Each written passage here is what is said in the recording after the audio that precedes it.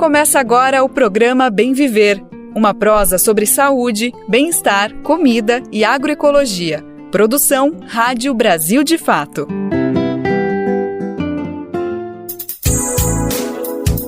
Olá, hoje é quarta-feira, 20 de dezembro de 2023.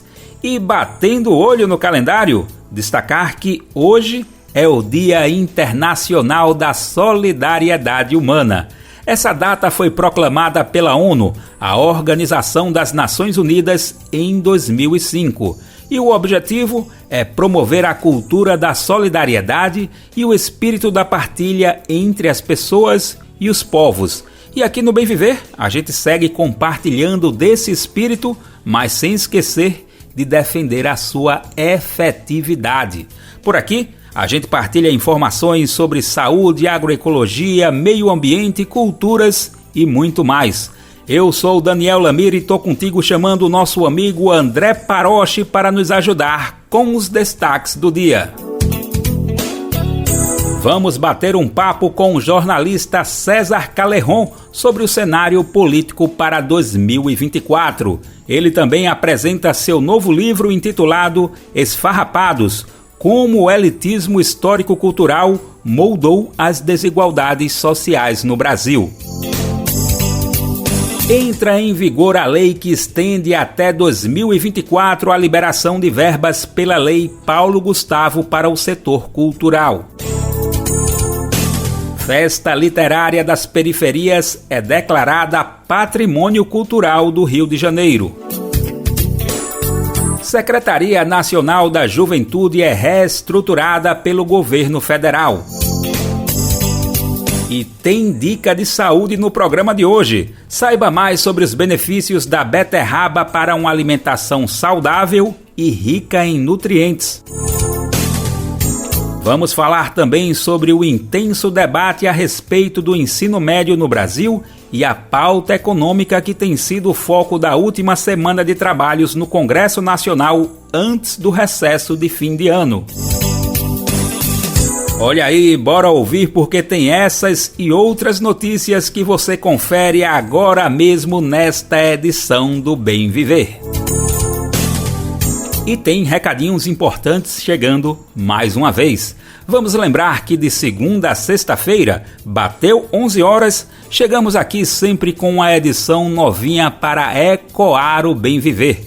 Nesse horário, o programa é transmitido na Rádio Brasil Atual 98,9 FM na Grande São Paulo e também, pontualmente às 11, também estamos na internet na nossa rádio web no site radio.brasildefato.com.br. Mas olha, quem não conseguir ouvir nesse horário, pode dar o play no seu tempo com calma. As opções são pelo próprio site do Brasil de Fato, brasildefato.com.br, ou buscando o programa nas principais plataformas de podcasts.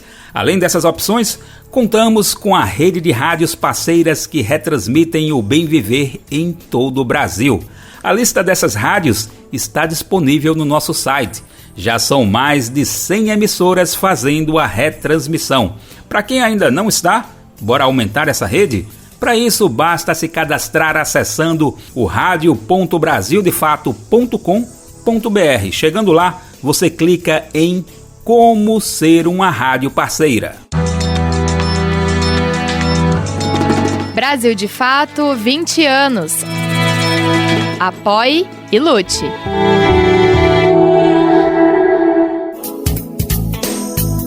E a gente começa o programa de hoje destacando os assuntos que estão em foco no Congresso Nacional.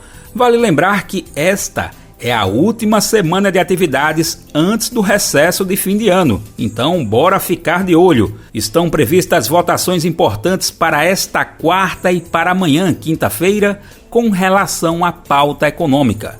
Quem traz os detalhes para a gente é a repórter Priscila Mazenotti, da Rádio Nacional. Última semana de trabalhos no Congresso e o foco é a pauta econômica. A previsão é votar a LDO e o orçamento nas sessões de quarta e de quinta-feira. Aliás, quarta-feira é a previsão também de promulgação da PEC da reforma tributária, que foi aprovada sem alteração de mérito pela Câmara na sexta-feira. Promulgação em sessão solene do Congresso, já que se trata de uma emenda à Constituição. A reforma tributária unifica 5 tributos e cria o IVA, que é o Imposto sobre Valor Agregado. Acaba, então, com o efeito cascata, que é imposto sendo cobrado em cima de imposto. A cobrança de impostos passa também a ser feita no destino e não na origem, com alíquota diferenciada para determinados setores.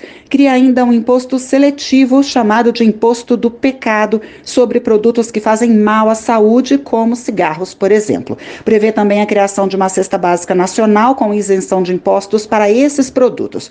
É prevista, então, uma longa regra de transição e ainda precisa ter a regulamentação disso tudo. Já no começo do ano que vem, segundo o ministro da Fazenda, Fernando Haddad, os projetos de regulamentação deverão ser encaminhados ao Congresso. Então, promulgação da reforma tributária na quarta, mas ainda tem 2 outras propostas prioritárias para serem votadas na terça. A que regulamenta as apostas esportivas e que está na Câmara, e a MP da subvenção, que está no Senado. As duas fazem parte do pacote para aumentar a arrecadação. Só a da subvenção, para se ter uma ideia, deve render mais de 35 bilhões de reais para os cofres públicos, e isso só no ano que vem. Da Rádio Nacional em Brasília, Priscila Mazenotti.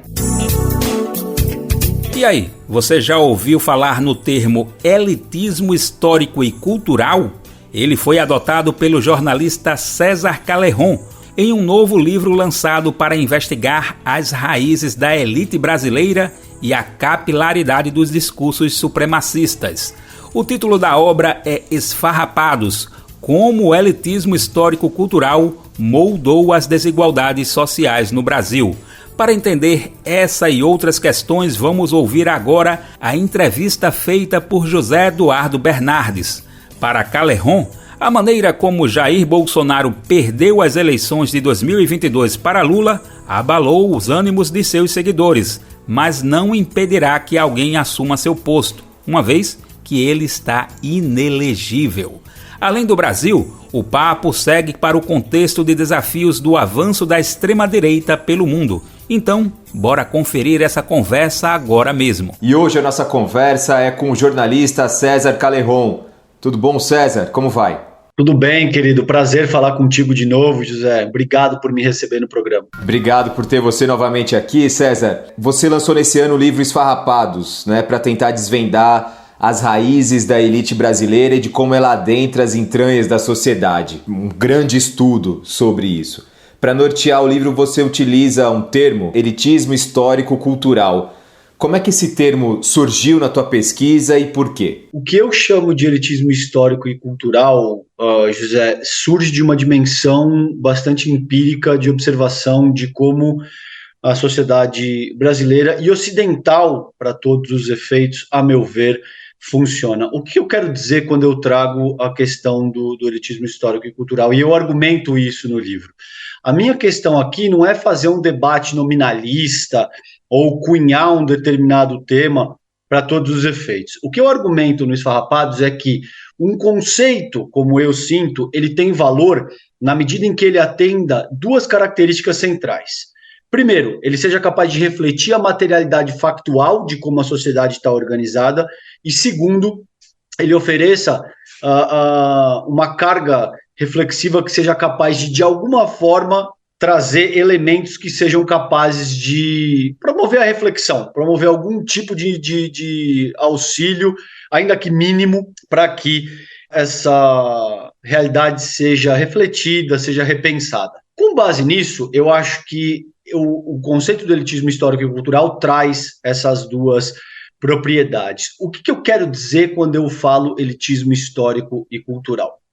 É uma força social que organiza os arranjos da sociedade com base em categorias de distinção, de forma a criar uma espécie de gramática da desigualdade e, por fim, uma hierarquia moral que rege o funcionamento político, social e econômico da nação. É óbvio que no caso aqui a gente está falando do contexto brasileiro, mas a gente poderia utilizar essa categoria para refletir acerca de como é que se organiza a sociedade internacional, por exemplo. Essa é a definição teórica, mais acadêmica do termo, isso que eu acabei de te dar, por exemplo. Mas é muito fácil, José, perceber no cotidiano da nossa vida como que o elitismo histórico e cultural organiza os arranjos sociais brasileiros e da própria sociedade internacional. Então, existem expressões cotidianas, né, que conformam a maneira como o elitismo histórico e cultural atua. A principal delas segue sendo a raça. A principal categoria utilizada para fazer a segregação, para organizar essa gramática da desigualdade e para organizar essa hierarquia moral, segue sendo a raça. O racismo é a principal delas. Mas hoje, na terceira década do século XXI, a raça não é o único parâmetro utilizado. Você tem categorias fenotípicas, você tem dimensões socioeconômicas, você tem uma série de outros valores que estão atrelados com a raça, mas que transbordam a questão da raça. Porque senão eu simplesmente trabalharia com a questão do racismo e não precisaria cunhar uma outra categoria que seja capaz, a meu ver, de endereçar a complexidade do que a gente vive nesse começo do século XXI de uma forma mais adequada. Então, é isso que eu trago, é essa força social que organiza os arranjos da sociedade com base em categorias de distinção, dessa hierarquia moral que te diz, por exemplo, que brancos valem mais do que negros, homens valem mais do que mulheres, héteros valem mais do que a comunidade LGBTQIA+, e assim sucessivamente. Isso se aplica para a comunidade internacional também.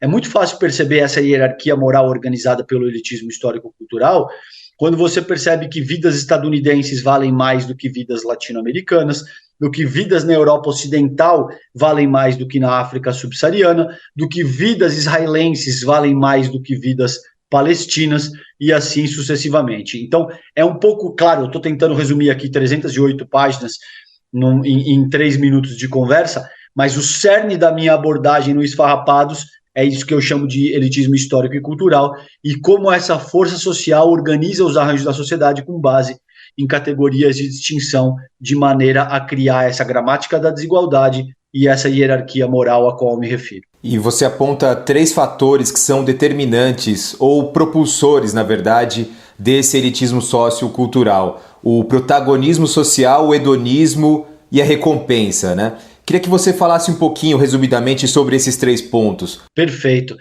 Esses 3 propulsores do elitismo histórico-cultural, a meu ver, eles se aplicam principalmente no Ocidente. E por que isso acontece, Zé? O principal argumento é que seres humanos se desenvolvem com base na cultura.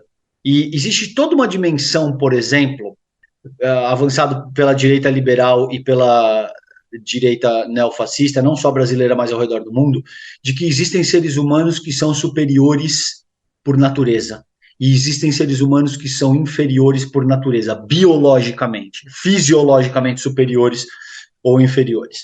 Se você pegar, por exemplo, eu vou fazer esse enunciado para entrar na tua provocação de forma mais objetiva. Se você pegar o trabalho por exemplo, do Olavo de Carvalho, que era o principal guru do bolsonarismo, o Jardim das Aflições, por exemplo. Ele utiliza termos muito sofisticados em latim, como zoom politique. Ele cita filósofos gregos e pensadores iluministas com uma linguagem toda rebuscada para no fim do dia te dizer isso, para no fim do dia te dizer que existem pessoas que são superiores por natureza, pessoas que são inferiores por natureza.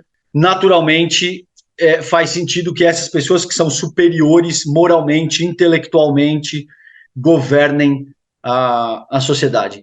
Isso vem de uma dimensão que chama perennialismo, mas o perennialismo do René Guénon, por exemplo, eu vou deixando dados para as pessoas que quiserem aprofundar a pesquisa nesse sentido, é essa dimensão de que existe uma filosofia perene na qual uma espécie de ordem judaica cristã deve governar o mundo e que a modernidade ocidental vem subvertendo esses valores. Tudo isso está contido na proposta do bolsonarismo quando você avalia, não precisa ser nem doutor em semiótica, para entender como os principais parlamentares, filósofos, comunicadores do bolsonarismo avançam essa questão que eu acabei de te salientar. Mas é muito interessante que muitos desses parlamentares, eles não são, na verdade, dessa elite histórico-cultural, né? Eles são de outro, eles são, às vezes, muito pobres, às vezes policiais,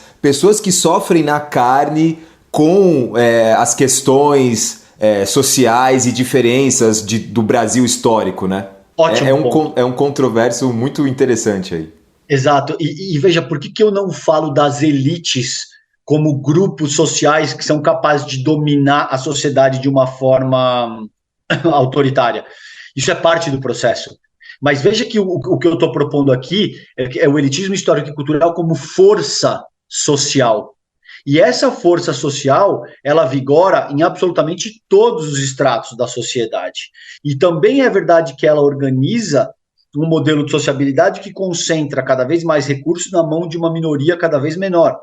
E aí sim se formam as elites e, dialeticamente, uma vez constituídas, essas elites passam a exercer força no sentido de fazer a manutenção e agudizar o próprio elitismo histórico e cultural. Mas o elitismo histórico e cultural, como eu vejo, tem dois grandes pilares.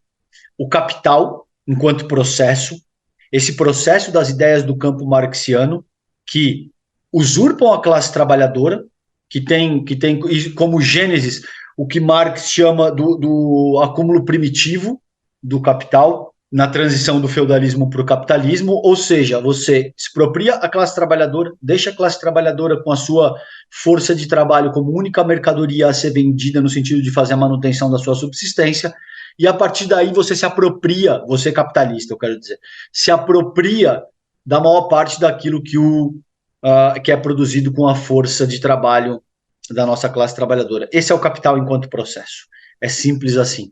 E o outro pilar é a invasão das monarquias europeias nas Américas, que a gente convencionou chamar de colonização. A meu ver, é um termo demasiadamente sutil, que acaba por eufemizar o que de fato aconteceu, considerando que existe toda uma carga de estupro, de pilhagem, de violência absurda. Então, a invasão das monarquias europeias nas Américas, dizimando as comunidades ameríndias. O que eu chamo de elitismo histórico e cultural tem essa força social, tem esses dois pilares: o capital enquanto processo e a invasão das monarquias europeias nas Américas. Isso institui um modelo que começa pelo liberalismo vitoriano. A partir da década de 80, o capitalismo ganha como fachada, vamos colocar assim, como verniz, como posição preponderante da forma como ele se manifesta na sociedade, o neoliberalismo, a partir da década de 80, com a Thatcher, com o Reagan, com o Giscard d'Estaing, com o Kohl, com todas essas pessoas que passam a instituir uma espécie de governo dos homens segundo o princípio universal da concorrência e, consequentemente, da desigualdade, e isso vem se agudizando ao longo dos últimos 300 anos. É esse modelo de sociabilidade que te diz que existe uma competição de todos contra todos, a organização humana, de forma natural, é assim, não existe forma de evitar isso e que, portanto, o capitalismo seria a única forma de organização possível da sociedade. Se você conversar com um amigo liberal teu, talvez ele não tenha essa clareza teórica que eu estou propondo, mas com frequência você vai ver surgir coisas do tipo: o mundo é capitalista. Não existe, não tem como, infelizmente é assim. Você vê comparações que surgem com a etologia ou a entomologia, dizendo que na natureza funciona assim, é a lei do mais forte, é a lei da selva, etc. e tal.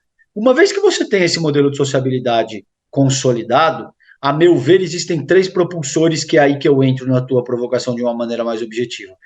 A primeira é a busca por protagonismo social, porque num modelo em que está todo mundo olhando para telas o tempo todo, você tem essa agudização do próprio capitalismo através da sua versão predominante, que é o neoliberalismo a partir de 1980, que eu falei aqui. Então, o que já era uma competição se torna uma competição desenfreada, como se não existisse outra forma de organização social. A partir da década de 90 surge e se populariza a internet, e a partir de 2010 e 2013, por aí, se populariza os smartphones. Então agora está todo mundo brigando desesperadamente por protagonismo social, porque isso se converte em likes, se converte em benefício, se converte em toda uma série, em toda uma gama de benefícios que são extremamente sedutores, tá? Então, protagonismo social passa a ser um dos principais propulsores de como é que a gente se organiza e do porquê que a gente faz o que a gente faz. Em segundo, eu coloco o hedonismo, porque o hedonismo é uma categoria extremamente ampla. O hedonismo significa que você organiza as suas ações com base na busca pelo teu próprio prazer. E isso pode ser muito amplo. O que te dá prazer pode ser extremamente egoísta, mas também pode ser conduzir um projeto social, por exemplo. Agora, o fato é que na nossa sociedade, como ela está disposta, organizada pelo elitismo histórico-cultural, a busca pelo prazer passa a ser o centro da atuação humana. E, por fim, as recompensas materiais / financeiras, o que você tem organizado na sociedade do capital desde o começo das grandes navegações, e talvez até antes disso. A gente pode buscar raízes desse processo de busca por recompensa material / financeira ainda na pré-história, de uma maneira, claro, muito menos exacerbada, muito menos voraz do que o que a gente tem a partir das grandes navegações, ali fim do século XV, começo do século XVI, mas isso também já é um processo bastante milenar para todos os efeitos. Então é um pouco disso que eu trago nesse capítulo ao qual você se refere quando eu falo de protagonismo social, hedonismo e recompensas materiais / financeiras. César, obrigado demais por essa conversa, viu? A gente tem pouco tempo no programa, infelizmente. Valeu, querido. Eu que te agradeço demais. É sempre um prazer falar contigo. Sempre que você quiser fazer esse debate, eu tô às ordens, tá bom? Obrigadão, gente. Obrigado mesmo. E vamos agora falar de um assunto que reflete bem sobre as facetas do chamado elitismo histórico-cultural, que foi falado agora há pouco durante a entrevista com o jornalista César Calerron. Desde 2017, 101 trabalhadores domésticos foram resgatados em condições análogas à escravidão no Brasil. Herança de uma sociedade escravocrata e patriarcal, muitas famílias não consideram os afazeres domésticos como trabalho, o que leva a situações extremas como essa. São pessoas que vivem em condições precárias, não recebem remuneração pelos serviços prestados e passam a vida realizando afazeres domésticos. Do outro lado, estão famílias que, em certos casos, se beneficiam desse trabalho escravo por várias gerações. O levantamento foi feito pelo Brasil de Fato com base na Lei de Acesso à Informação. Vamos ouvir a reportagem de Igor Carvalho, que mostra que esse número pode ser ainda maior. A locução é de Douglas Matos. Após 72 anos fazendo trabalhos domésticos para uma família no Rio de Janeiro, sem qualquer remuneração, uma mulher foi resgatada pela Auditoria Fiscal do Trabalho, com a participação do Ministério Público, em 15 de março do ano passado. De acordo com o Ministério do Trabalho e Emprego, esse é o caso de exploração de uma pessoa em condição análoga à escravidão mais longevo, desde que o crime passou a ser fiscalizado em 1995.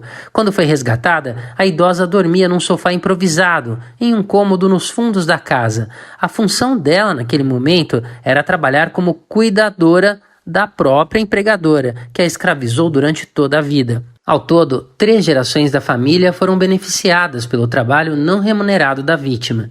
O caso da trabalhadora de 84 anos, resgatada no Rio, não é exceção. De janeiro de 2017 até agosto de 2023, 101 trabalhadores domésticos foram resgatados em situação análoga à escravidão. É o que revela um levantamento feito pelo Brasil de Fato, com base na Lei de Acesso à Informação, utilizando dados do Ministério do Trabalho e Emprego. A pasta explicou que 2017 é o ano que marca o início dos registros dos dados de resgate de trabalhadores domésticos nessa situação pela Secretaria de Inspeção do Trabalho do Ministério. De acordo com o levantamento, em 2017, 2 trabalhadores domésticos em condições análogas à escravidão foram resgatados no Brasil. Nos 3 anos seguintes, foram 2 em 2018, 5 em 2019, 3 em 2020, e o padrão se manteve. No entanto, em 2021 foram 31 casos, em 2022, 34 e até agosto deste ano, 24. Houve, portanto, um crescimento exponencial. O fato não espanta Luísa Batista, coordenadora geral da Federação Nacional das Trabalhadoras Domésticas, que acredita que ainda haja muita subnotificação. Porque a residência na Constituição ela é inviolável. Diga-se de passagem, é uma inviolabilidade relativa, seletiva, porque quem tem dinheiro, quem tem nome composto de família, essas pessoas têm as suas residências respeitadas, o que não acontece nas periferias, infelizmente. Então, por que eu digo isso? Porque quando se recebe uma denúncia, primeiro que os sindicatos não podem ir no local de trabalho da trabalhadora doméstica, porque, pelo motivo que já explicitei. Segundo, mesmo os auditores fiscais, eles não podem ir sem um mandado. Partindo desses argumentos, dessas dificuldades, com certeza essas 101 trabalhadoras resgatadas não correspondem à realidade. Deve ter muito mais casos.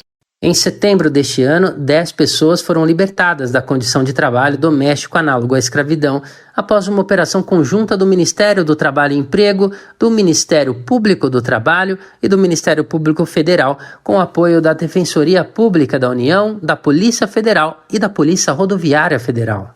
Essas 10 pessoas não estão no levantamento feito pelo Brasil de Fato. Com esse caso, o número de resgatados em 2023 alcança 34 e já iguala 2022, como os períodos com mais libertações de trabalhadores domésticos em situações análogas à escravidão. Entre os estados, a Bahia é onde mais trabalhadores domésticos foram resgatados, 84 ao todo. São Paulo, com 23, Minas, com 12, aparece em seguida. Rio de Janeiro teve 8 casos e Goiás, com 5, fecha a lista. E se você sabe de algum caso de trabalhador doméstico em situação análoga à escravidão, é possível denunciar pelo Disque 100. A ligação pode ser feita de forma gratuita de qualquer lugar do país e o serviço funciona 24 horas, inclusive aos sábados, domingos e feriados. De São Paulo, da Rádio Brasil de Fato, com reportagem de Igor Carvalho. Locução, Douglas Matos. Bora de música? No clima do Dia Internacional da Solidariedade, vamos ouvir Nando Reis e Ana Vilela com Laços. Quem cuida com carinho de outra pessoa se importa com alguém que nem conheceria.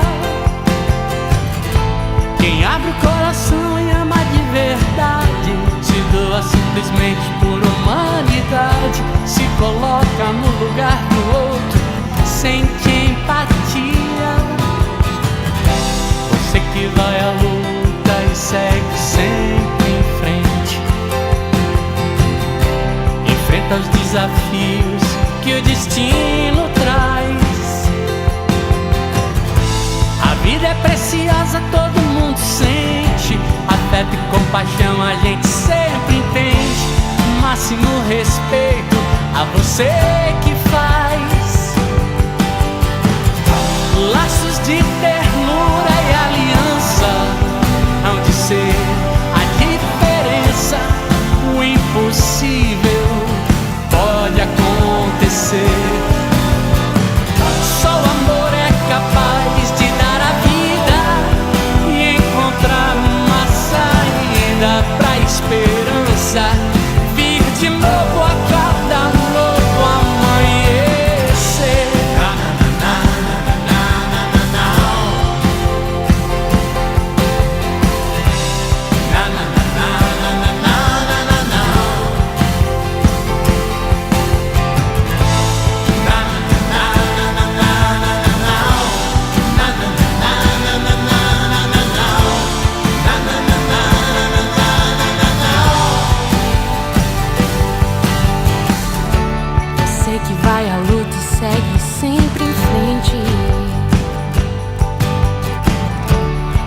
Os desafios que o destino traz. A vida é preciosa, todo mundo sente. Afeto e compaixão a gente sempre entende. Máximo respeito a você que faz. Laços de ternura e aliança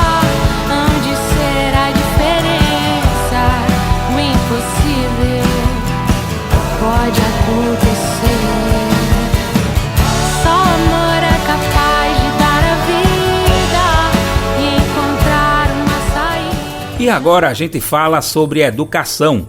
Na última quarta-feira, dia 13 de dezembro, a Câmara dos Deputados aprovou com urgência a votação do projeto de lei que propõe mudanças no ensino médio. O projeto quer reformular alguns aspectos da proposta do novo ensino médio implementada em 2017 no governo de Michel Temer do MDB. Mas um fato ganhou repercussão e tem chamado bastante atenção nesse processo. É a escolha do relator para o projeto na Câmara dos Deputados. E aí, sabe quem é? O deputado Mendonça Filho do União Brasil. Para quem não lembra, ele foi ministro da Educação no governo de Michel Temer e, assim, um dos principais responsáveis pela implementação do novo ensino médio na época. Esse fato coloca diversos obstáculos para a aprovação do projeto devido às divergências com o governo Lula. Vamos ouvir a reportagem de Guilherme Castro Souza, que conversou sobre o assunto com Fernando Cássio, doutor em Ciências pela USP, a Universidade de São Paulo. O projeto de lei 5.230/2023 tramita na Câmara dos Deputados desde outubro. Esse projeto representa uma reforma do novo ensino médio instituído pelo governo Temer em 2017. A intenção é reformular os pontos negativos da reforma e estabelecer novos parâmetros para o ensino brasileiro. Porém, o debate na Câmara tem gerado controvérsias e as expectativas de setores da população talvez não sejam atendidas. Fernando Cássio, doutor em Ciências pela USP, explica um pouco sobre o cenário atual do ensino no país. Bom, nós temos uma reforma do ensino médio aprovada em 2017, que ela amplia a carga horária total para 3.000 horas letivas totais, mas ela divide essa carga horária da seguinte forma. Ela estabelece um teto de 1.800 horas para o que eles chamam de formação geral básica, as disciplinas, e 1.200 horas para o que eles chamam de itinerários formativos, que é o que a gente nos últimos anos tem visto que pode ser qualquer coisa. Então essa é a questão sobre a qual nós estamos nos debruçando no debate público no momento. Ele também explica melhor o projeto de lei 5.230/2023. A proposta do Ministério da Educação é o seguinte, é ampliar essas 1.800 horas que estão estabelecidas na lei atual como teto para um piso de 2.400 horas. Basicamente é voltar à situação que a gente tinha antes da reforma do ensino médio do Michel Temer, né? Essa é a proposta, né? E, claro, isso significa o seguinte, que os estudantes vão voltar a ter aula de química, até aula de sociologia, porque a situação hoje existente nas redes de ensino é a seguinte: o estudante, a partir do segundo ano do ensino médio, ele deixa de ter aula das disciplinas e passa a ter aula desses itinerários formativos, muitos deles com conteúdo científico questionável e sem sentido, sem desenho curricular, sem desenho pedagógico, que é o que está levando esses estudantes a fazer os vestibulares, o Enem, sem ter tido aula, né? Então, de fato, é isso. É uma recomposição de carga horária que leva os estudantes a terem mais acesso ao conhecimento via escola. Para o professor, um pilar desse projeto de lei é a pressão popular. Ela se mantém fundamental na efetividade do projeto. Bem, o PL 5230, ele não é assim um presente do governo, né? Na verdade, o governo Lula ele foi praticamente obrigado, a partir de pressão popular muito intensa, isso desde a campanha eleitoral de 2022, a resolver os problemas do ensino médio, porque está demonstrado, tanto por pesquisas, quanto pela vivência de professores e estudantes nas escolas do país inteiro, que a reforma é um fracasso. Ela não cumpre nenhuma das promessas que fez e ela amplifica desigualdades educacionais que ela deveria combater. Então, o Ministério da Educação fez uma consulta pública e lançou um projeto de lei que tem problemas, mas que propõe aí resolver alguns desses problemas. E um desses problemas é a recomposição da carga horária, que certamente interessa aos estudantes do país, e a gente precisa lembrar que 88% dos estudantes do ensino médio brasileiro estudam na escola pública. Então é a maioria, né, que interessa essa recomposição de carga horária. Fernando Cássio defende um compromisso das instituições estatais e a mobilização popular como ferramentas para a construção democrática do projeto de lei. Bom, acho que nós estamos numa situação muito complicada, né? Porque apesar do governo ter colocado o projeto de lei de pé, o ministro da Educação ideologicamente é favorável à reforma nos moldes atuais, né? Então a gente tem uma situação que é um PL do governo que ninguém do governo defende publicamente. Então tem sobrado aí para os movimentos sociais defender o PL do governo e defender mudanças, melhorias no PL do governo. Enquanto a gente tem um grande campo de fundações e institutos empresariais e o próprio relator do projeto de lei, que é o ex-ministro da Educação de Michel Temer, tentando piorar o texto. Então, de fato, nós temos aí uma situação que exige, primeiro, a gente precisa de um compromisso do governo em defender a pauta do ensino médio, em colocar a pauta do ensino médio no centro do debate, porque o ensino médio ele é uma pauta secundária no governo.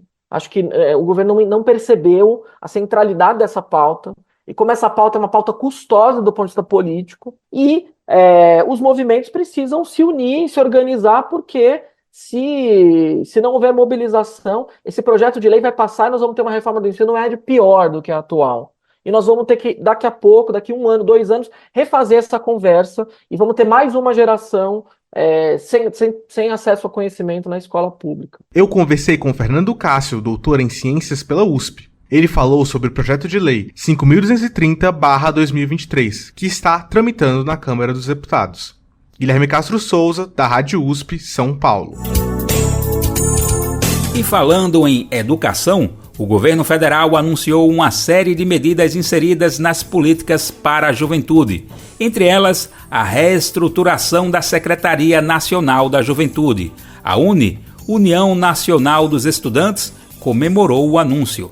A jornalista do Brasil de Fato, Luana Ibelli, conversou com Sofia Cartacho, diretora de Relações Institucionais da UNE. Ela avaliou os aspectos positivos dessas políticas. Ouve só. E terminou ontem a Conferência Nacional da Juventude. O encontro aconteceu em Brasília e reuniu representantes de todo o país para debater políticas públicas para a população com idade entre 15 e 29 anos.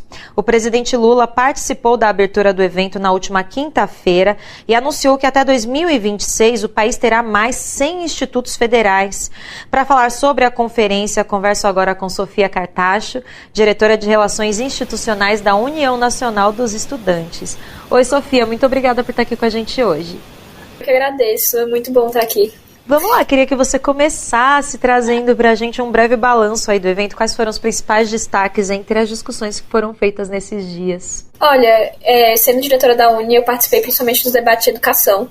Eu acho que foi, assim, um momento espetacular para toda a juventude, foi muito bonito. Eu acho que a abertura, chegar e ver aquela quantidade de jovens do país todo, do campo, da cidade, das florestas, e foi muito lindo, assim. A gente tinha uma pluralidade de juventude muito grande e que conseguimos participar de todos os eixos temáticos, de todos os diferentes debates. Isso foi muito importante, assim. A participação do presidente Lula, alguns ministros também passaram por lá, algumas representantes do governo. Então foi bem interessante esse processo. Sofia, o presidente anunciou a criação de 100 institutos federais até 2026. O que vocês acham dessa medida como representante aí da Uni, né, que está sempre de olho nesses assuntos? É uma grande vitória. É inegável que os institutos federais representam o enraizamento e a pluralidade do ensino e da instituição federal dentro do Brasil, né? A gente tem atualmente IFs em diferentes cantos do Brasil, em lugares onde muitas vezes a educação não chega. E ter mais 100 institutos federais é, assim, sem dúvida, uma grande conquista e uma vitória maior ainda. Também foi confirmada a reestruturação da Secretaria Nacional da Juventude, além do fortalecimento do Conselho Nacional da Juventude. Eu queria saber qual que é a importância dessas estruturas, se essas estruturas elas também se relacionam aí com medidas de educação, como que vocês avaliam aí o fortalecimento dessas medidas? O fortalecimento ele é essencial, né? Porque isso permite que a gente tenha um maior acesso ao governo e possa estar incidindo de maior forma e com uma qualidade maior dentro das políticas públicas que são formuladas para a gente. A gente vem de um histórico onde essas políticas públicas ou não aconteciam ou não eram formuladas com a participação da juventude. E a gente está no momento de rediagnosticar que juventude é essa e o que a gente está passando depois de um governo muito complicado que foi o governo Bolsonaro, que veio matando a nossa juventude depois de uma pandemia. A gente precisa respirar e conseguir conversar com o governo sobre o que a gente precisa e o que a gente quer. A reestruturação dessas instâncias somente amplia essa necessidade, amplia esse diálogo para que a gente possa sanar essa necessidade. E o que você destacaria como principais políticas aí para a gente ficar de olho que precisam ser implantadas em benefício da juventude brasileira? Uma delas que eu acho que é essencial para todo mundo estar de olho é sobre o PENAIS. A gente tem lutando já faz muito tempo para que o PENAIS se torne lei e não somente uma política de governo, e a gente pautou isso fortemente agora nessa conferência, e a gente espera muito que isso se torne lei, que seja de fato uma política pública do Estado E eu acho que essa, sim, é com certeza, assim, o hotspot mais quente para todo mundo ficar de olho. Tá bem, bom, o presidente Lula disse numa das falas dele que repercutiu bastante, né, que a juventude tem um papel fundamental no combate ao conservadorismo. Queria saber o que você acha dessa fala. Você concorda que realmente a juventude é fundamental nesse combate e o que pode ser feito também para combater justamente o conservadorismo? Eu acho que sem dúvidas. A juventude, ela por si só já tem um potencial de se organizar. Ela tende a se organizar, seja nas igrejas, nos coletivos políticos, seja dentro das universidades, seja em grupos de cultura, hip hop. E a gente teve uma juventude que esteve incidindo completamente durante o processo das eleições. A gente teve a juventude nas ruas, fazendo campanha, fazendo pontos culturais, para poder trabalhar nos processos de conscientização. Então, eu acho que nessas novas perspectivas de mandato, aquele lugar do Brasil da Esperança, ele é muito vivo dentro da juventude. Acho que a juventude agora tem, sim, o direito de sonhar, tem, sim, o direito de estar planejando novas coisas, planejar, acessar, sim, o ensino superior, acessar um trabalho digno, acessar pontos de cultura. E eu acho que esse trabalho contra o conservadorismo e esse lugar de esperança de um Brasil que de fato seja para o povo e seja pintado de povo, eu acho que a juventude vai ser o ponto essencial e ponta de lança para construir esse plano de Brasil. Tá bem, Sofia, muito obrigada pelas informações e por ter trazido esse balanço tão importante aí das lutas da nossa juventude. Te espero numa próxima oportunidade. Muitíssimo obrigada, viu? Espero vocês também. A gente conversou com a Sofia Cartacho, diretora de Relações Institucionais da União Nacional dos Estudantes. A pauta agora é incentivo à cultura. Os recursos que não foram utilizados previstos pela Lei Paulo Gustavo agora serão liberados até dezembro do próximo ano. Isso significa que estados e municípios poderão realizar editais na área, além de outras políticas de incentivo à cultura. Vamos conferir na reportagem de Cristiane Sampaio. Começou a valer nesta semana a legislação que estende o uso das verbas previstas pela Lei Paulo Gustavo para incentivar o setor cultural após os danos econômicos da pandemia de Covid-19. Aprovada recentemente pelo Congresso, a Lei Complementar 202/23 permite que os recursos não utilizados entre o montante de 3 bilhões e mais de 800 milhões de reais previstos anteriormente possam ser liberados até dezembro de 2024.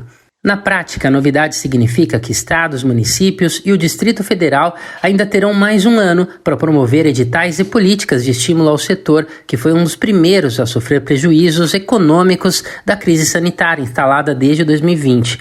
A nova norma surgiu a partir de uma sequência de embates políticos relacionados à Lei Paulo Gustavo, que previa a liberação de um total de 3 bilhões e 860 milhões de reais e começou a valer em julho do ano passado. Mas acabou tendo parte da execução inviabilizada por uma medida provisória do então presidente Jair Bolsonaro. A MP, assinada no final de agosto do mesmo ano, autorizou a gestão a atrasar os repasses de verbas direcionadas aos setores da cultura e de eventos. Com isso, parte do montante previsto pela lei ficou travada e sem a devida distribuição. O caso foi parar no STF, o Supremo Tribunal Federal, e no apagar das luzes do ano de 2022, a ministra Carmen Lúcia concedeu uma liminar autorizando o repasse dos recursos até 31 de dezembro deste ano. Na sequência, em fevereiro, o plenário da Corte referendou a liminar. A ação judicial avaliada pelos ministros tinha sido movida pela Rede Sustentabilidade, que previa a suspensão da MP 1135. Após manifestação do Supremo, o senador Randolfo Rodrigues, que então estava na rede, apresentou uma proposta sugerindo que os recursos em questão pudessem ser manejados até o fim do ano que vem. A matéria foi aprovada pela Câmara e pelo Senado, tendo se convertido em lei complementar após a sanção presidencial feita por Lula no último dia 15. O texto assinado pelo petista prevê que os valores podem ser utilizados também para despesas como transportes, encargos trabalhistas e sociais, serviços correntes, tributos e outros gastos relativos ao setor cultural. Ainda segundo a nova lei, quando se encerrar o prazo previsto pela legislação, o eventual saldo remanescente, o que sobrar, deve ser restituído ao Tesouro Nacional em até 10 dias. Da Rádio Brasil de Fato, com reportagem de Cristiane Sampaio em Brasília. Locução, Douglas Matos. E já que o assunto é cultura, vamos falar sobre as manifestações culturais indígenas e em especial na música. Você já ouviu falar em MPO? Essa é a sigla para Música Popular Originária. O som produzido por artistas indígenas é diverso e atravessa diferentes estilos musicais. Vai dos cantos ancestrais até música eletrônica. Conheça agora um pouco desse universo que vem ganhando espaço nos festivais culturais e alternativos pelo Brasil afora.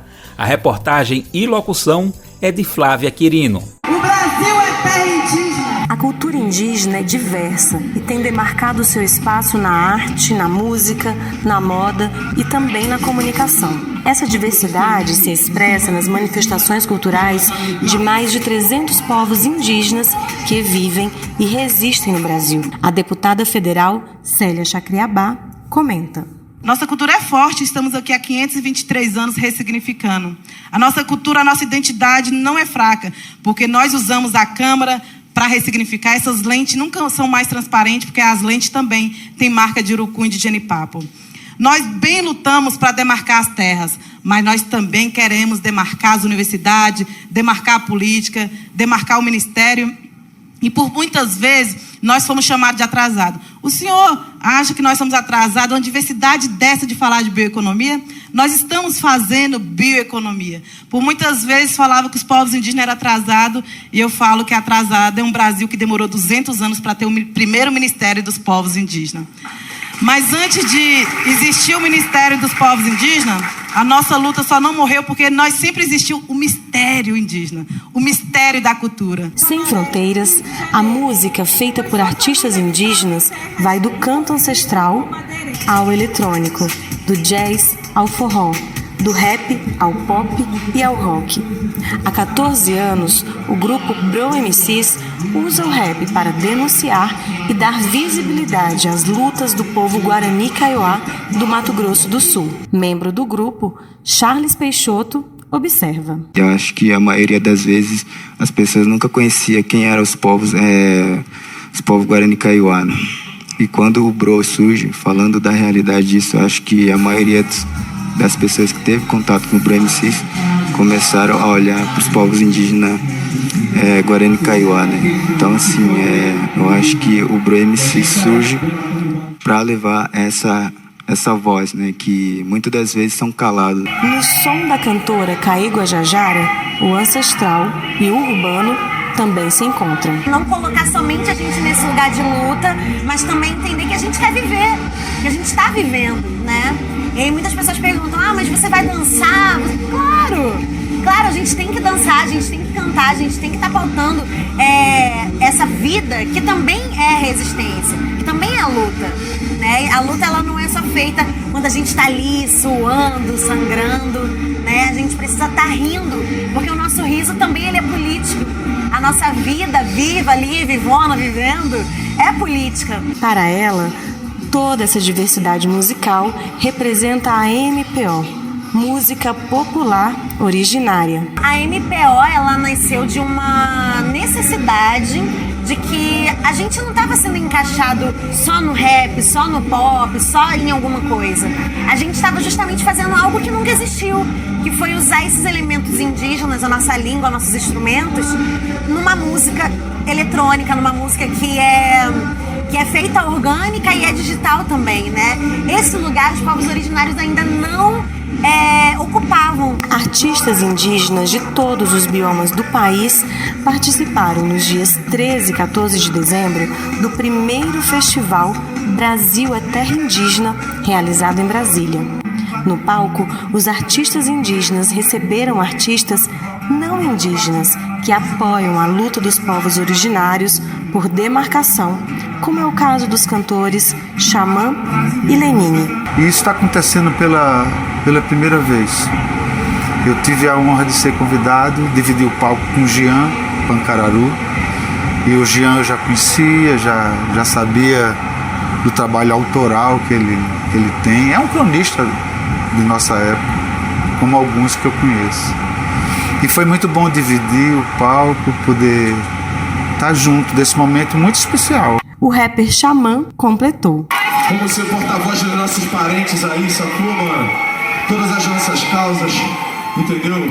Todos os artistas, todo mundo da moda, todo mundo da culinária indígena, todo mundo todo mundo que puder compartilhar, todo mundo que puder estar compartilhando as nossas ideias. Além das apresentações musicais, o festival debateu moda, segurança na informação, questões climáticas, economia ancestral e bioeconomia.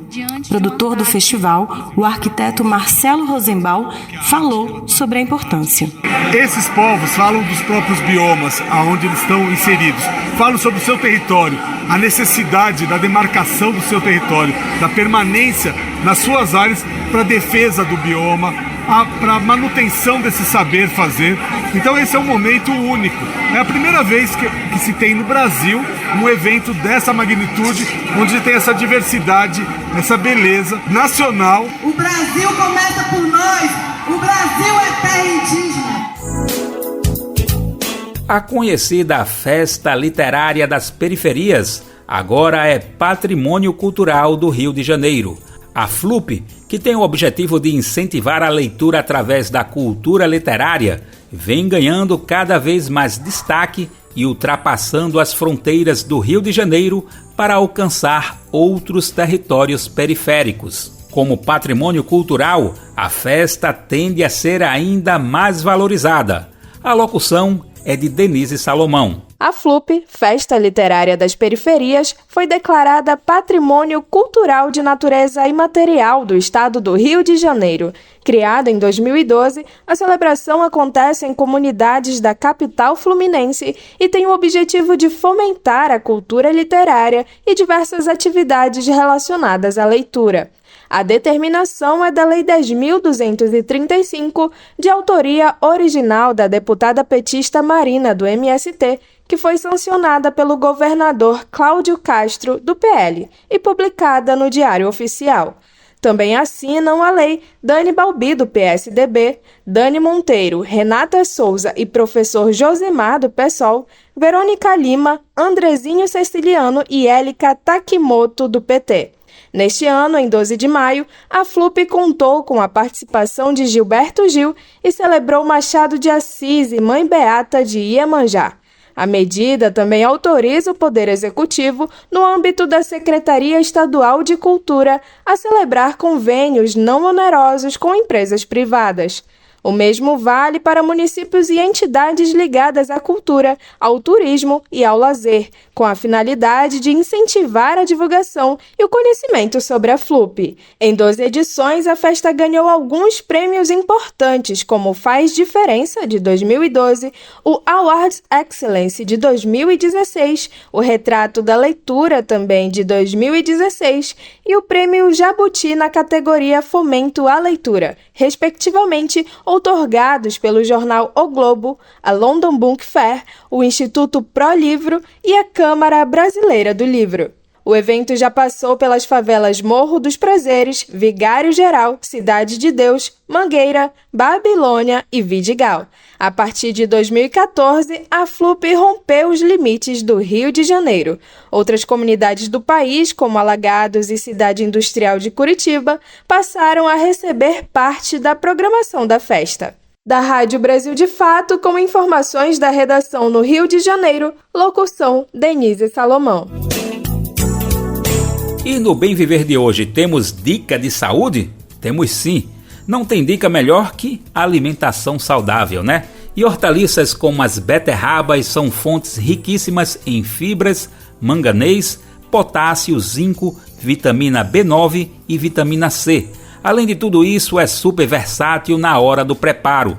Dá para comer em uma salada crua, cozinhar para pôr no feijão ou na carne cozida e até compor a receita daquele suquinho detox. Além de ser deliciosa para muitas pessoas, a beterraba é um excelente antioxidante e combatente de diversos problemas pelo corpo, como a azia.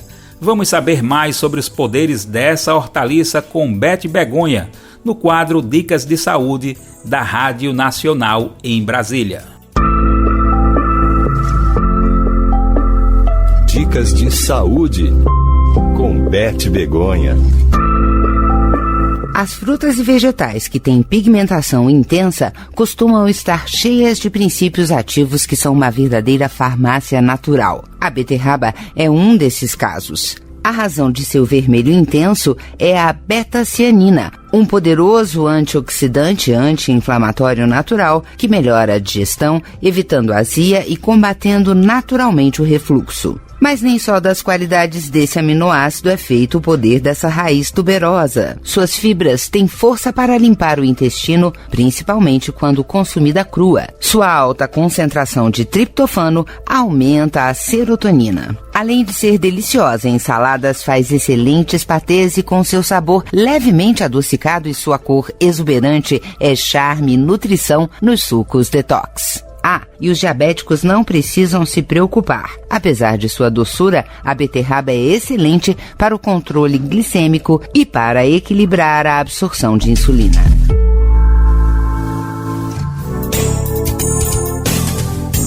E para encerrar o programa de hoje, vamos falar de um assunto que tem tudo a ver: alimentação saudável e festas de fim de ano. Um ingrediente que não pode faltar em muitas receitas típicas de festas de fim de ano é a castanha. Castanha do Pará, de caju, avelã, nozes e outras oleaginosas são extremamente nutritivas. Assim como as beterrabas que ouvimos na reportagem anterior, elas possuem características antioxidantes. Mas é importante se atentar ao alto valor calórico e alergênico das castanhas na hora de incorporar nos pratos. A repórter Simone Lemos, da Rádio USP, explica melhor sobre os cuidados na hora de consumir. Quem gosta de castanhas oleaginosas e frutas secas consome o produto durante todo o ano. Porém, no período de festas de Natal e Ano Novo, eles são mais consumidos. Eu conversei com Patrícia Campos Ferraz, nutricionista da Faculdade de Saúde Pública da USP, que destaca que as castanhas são um grupo alimentar altamente nutritivo e de valor nutricional. No entanto, são necessários cuidados em seu consumo. São fontes de proteína, de boa gordura vegetal, de minerais, antioxidantes importantes para o nosso corpo e valem a pena ser consumidos. Como eles têm um valor calórico elevado, é sempre bom se atentar às quantidades. Eu diria que uma porção de 2 colheres de sopa por dia de castanhas oleaginosas, e castanhas, nozes e sementes é uma porção de bom tamanho. Na hora de compra existem várias opções de escolha, mas é preciso cuidado para não levar produto próximo do vencimento para o consumo. A dica que eu dou é tentar comprar um produto mais fresco, sem tanto tempo de prateleira, principalmente as castanhas e nozes e sementes. Se a gente comprar um produto que está muito tempo na prateleira, ele pode estar levemente rancificado, ele sofre um processo de oxidação, que altera um pouco o sabor do produto, altera o valor nutricional e pode apresentar a presença de alguns fungos. De acordo com a professora Patrícia, apesar desses alimentos serem muito saudáveis, têm um alto poder alergênico. Pessoas que têm risco de alergia, de reações alérgicas a esse tipo de alimentos devem evitá-los, mas tirando todos esses fatores, são alimentos de ótima qualidade nutricional e que a gente pode consumir nessa época do ano com moderação. Eu conversei com Patrícia Campos Ferraz, nutricionista da Faculdade de Saúde Pública da USP, que falou sobre a melhor forma de consumir frutas secas e castanhas oleaginosas. Simone Lemos, Rádio USP São Paulo. E com essa vamos nos despedindo do programa de hoje. Amanhã, quinta-feira, dia 21 de dezembro, estaremos de volta com mais uma edição do Bem Viver e a partir das 11 horas da manhã.